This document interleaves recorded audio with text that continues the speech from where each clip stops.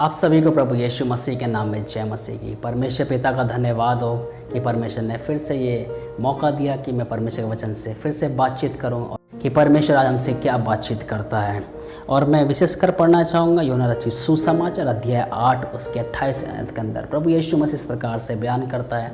मैं बताना चाहता हूँ विशेष इस बारे में कि प्रभु यीशु मसीह कि क्रूस के बारे में कि प्रभु यीशु मसीह का क्रूस पुराने नियम की व्यवस्था के अंदर उसका जिक्र मिलता है और ये क्रूस पहले से ही पुराने नियम की व्यवस्था के अंदर दिया गया है। उसके बाद में प्रभु यीशु मसीह का प्रैक्टिकल जब नया नियम पढ़ते हैं मत्ती रचित सुसमाचार या यूहन्ना या मरकुस या लूका, उसके अंदर प्रभु यीशु मसीह का क्रूसिफिकेशन प्रैक्टिकल वहाँ पर हो रहा है।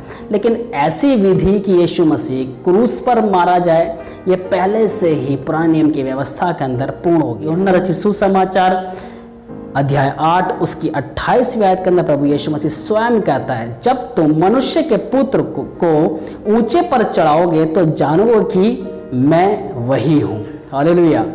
प्रभु यीशु मसीह स्वयं कहता है कि मनुष्य के पुत्र को तुम ऊंचे पर चढ़ाओगे तब तुम जानोगे कि मैं वही हूँ जो तुम्हारे को उद्धार दे सकता है, तुम्हारे को जीवन दे सकता है। ये ऊंचे पर चढ़ाने की जिक्र प्रभु यीशु मसीह कर रहा है। इसका मतलब कि पुरानी व्यवस्था के अंदर ऊंचे पर कोई तो चढ़ाया गया है। इसीलिए जब हम इस विषय में पढ़ते हैं गिनती की पुस्तक अध्याय 21 उसका 1 से 9 के अंदर, जब इजरायली वहाँ से निकल रहे थे लाल समुद्र क्रॉस कर तो उन्होंने रास्ते में परमेश्वर के प्रति कुड़कुड़ाना बुड़बुड़ाना जारी रखा।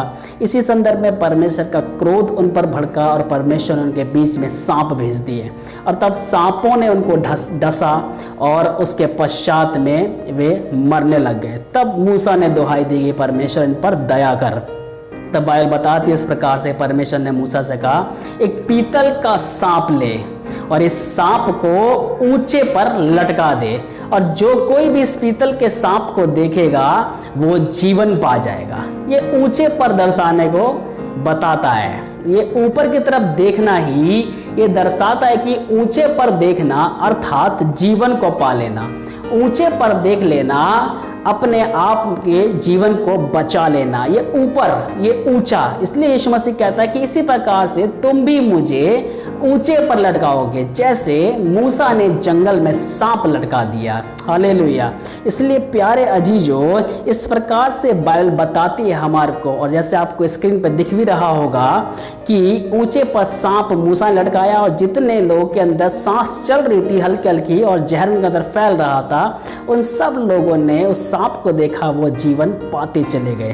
प्यारे अजीजों, इस प्रकार से बाइबल इस प्रकार से बताती है कि प्रभु यीशु मसीह भी ऊंचे पर लटकाया जाना अनिवार्य था और वो अपनी मृत्यु के विषय में स्वयं कह रहा है। इसलिए प्यारे अजीजों, बाइबल बताती है निर्गमन की पुस्तक अध्याय 12 उसकी 7वीं आयत के अंदर कि मूसा को परमेश्वर ने बोला कि एक मेमना काटना, उसके लहू को तू चौखट और अलंगों पर लगाना। तू चौखट और अलंगों पर लगाएगा तो जिस जिस स्थान पर, जिस के घर की चौखटों पर ये लहू की छाप नजर आएगी, उस सारी जगहों को परमेश्वर यहोवा क्षमा करता हुआ जाएगा। उसके अंदर जो लोग रहते हैं वो अपने प्राणों को बचा लेंगे।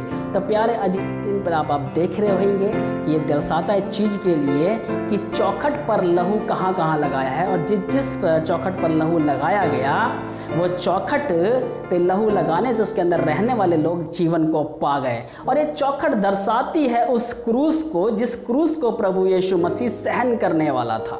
हालेलुया। इसलिए प्यारे अजीजों, बाइबल यहाँ पर इस प्रकार से कहती है कि ऊंचे पर चढ़ाया जाना और ऊंचे पर देखने से ही जीवन को पा जाओगे। इसलिए चौखट पर लहू लगाया, उसके अलंगों पर, अगर अलंगों का मतलब होता है उसका राइट हैंड और लेफ्ट हैंड, एंड ऊंचाई होती है उसकी चौखट, ऊपरी हिस्सा, तो ये होता है क्रूस। और क्रूस इसी प्रकार से जो आप अपने स्क्रीन पर देख रहे हैं। देन उसके पश्चात में तो 3 जगह हो गई, ऊपर का हिस्सा, आपका राइट हैंड का हिस्सा, आपके लेफ्ट हैंड का हिस्सा, लेकिन अभी निचला हिस्सा बचा हुआ है। इसके विषय में पुराने नियम की व्यवस्था बताती है इसके लिए पुस्तक अध्याय 45 उसके 19वें आयत के अंदर कि भवन के चौखट के खंबे और वेदी की कुर्सी के चारों ओर कोने पर इस लहू को लगाना। और